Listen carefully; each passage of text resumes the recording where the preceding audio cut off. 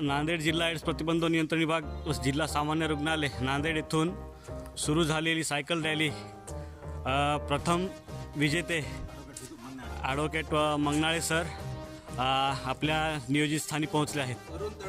तरुण व तडफदार सर्वात नॉट 61 उपस्थित झाले आहेत। धन्यवाद सर, आम्हाला या आजच्या इव्हेंटमध्ये पार्टिसिपेट करण्यासाठी आपण आपल्या कॉलेजनं किंवा आपल्या दवाखान्याने किंवा हॉस्पिटलनं संधी दिलेली आहे। खरोखर हा नैसर्गिक आणि नॅचरल उपक्रम आहे तुमचा।